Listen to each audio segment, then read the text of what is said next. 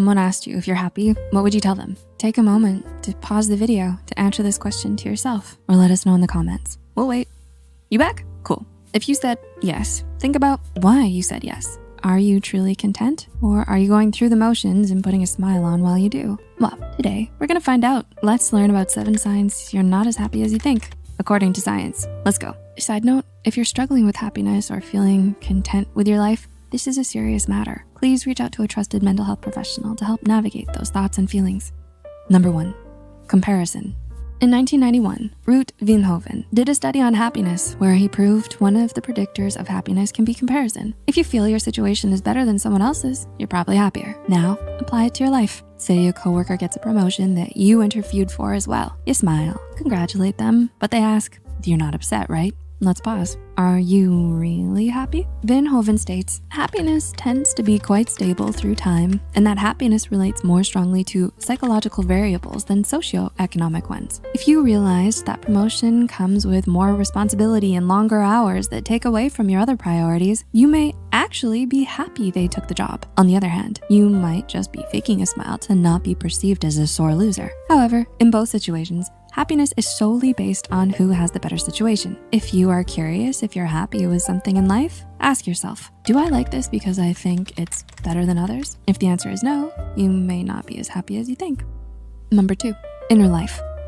In the same year as his study, Veenhoven wrote a book called Questions on Happiness: Classical Topics, Modern Answers, Blind Spots. In the book, Veenhoven brings up that first point again, that external factors can affect happiness, but that's only if the inner life matches with it. Even if you have the best job, car, house, partner, and so on, it still won't make you happy if you're not in the right mental state, or if you're unhappy with yourself. Now, this also means that it can be hard to be happy if you're not having all of your basic human needs met. It all starts and ends with you, so please be sure to take care of yourselves. If you may be struggling with your mental health, you may not be as happy as you think.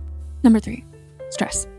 This seems pretty common sense, but we're sort of obliged to say it. In 2008, the University of Mary Washington conducted a study on the relationship between happiness and stress. They found the two have an inverse relationship. This means one is high, the other is low, and vice versa. So if you're stressed about an upcoming exam, anxious around your boss, have a first date coming up, have a few past due bills, and your parents have been calling since you haven't been home to visit in the last few months, you probably aren't very happy, even if you think you are. Take some baby steps to clear out that to-do list. This can be a big reason why you're not as happy as you think. Number 4, social interactions. When you take work and your necessary errands and chores away from the week, what are you left with? Anything where you're interacting with another person is a, drumroll, social interaction. In a meta-analysis of 44 different trials involving adults over the age of 65, it was found that the participants with the most benefit to their quality of life had recurring social interactions of at least 3 months, like an exercise class or meeting up with a book club. Now, everyone has a different level of social interaction they're comfortable with. Whatever your level is, find something you're comfortable with to help break up all the work and give your mind a break. This can help promote true happiness. Number 5, perception.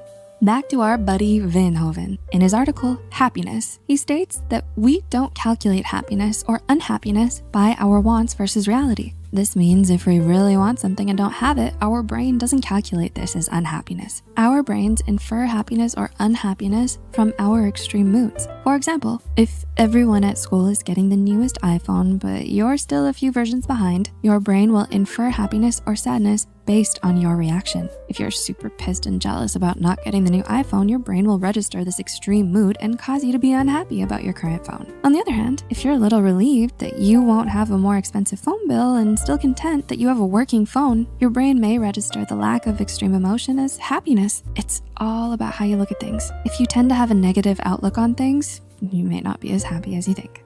Number 6, balance.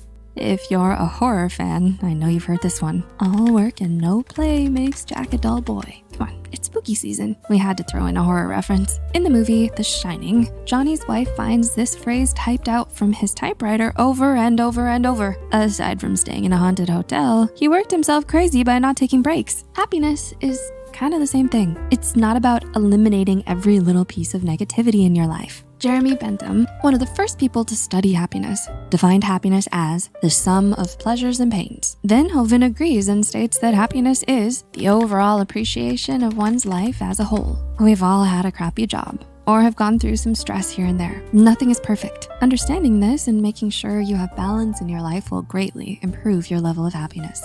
And number 7, gratitude.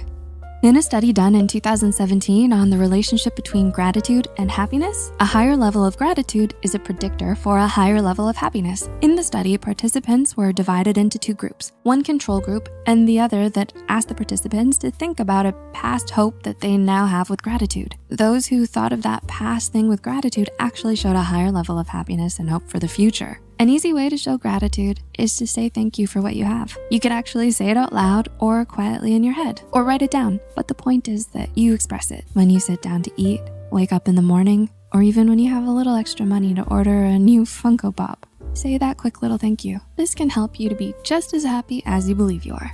Now, I don't want to argue with the meaning of life here because we all know it's 42, but I think all of us are searching for whatever makes us happy. Life may not be all rainbows and butterflies, but it's the way we make it through the storm that really shows our true satisfaction with life. Are there any other signs you've seen that show you may truly be unhappy? Share them in the comments below for us all to learn. As always, keep an eye on Psy for more Psych2Go content. See ya. Are you looking for a cuddly companion that brings positivity and mental wellness to your daily life? Get your very own Psy. The lovable plushie is here to brighten your days. It embodies the spirit of Psych2Go, and it serves as a reminder to prioritize your mental well-being. Its green leaf symbolizes growth, renewal, and the importance of self-care, whether it's for yourself or as a thoughtful gift for a loved one. Psy is ready to be your snuggly friend through all of life's ups and downs. Buy your Psy plushie today. Link is listed in the description box.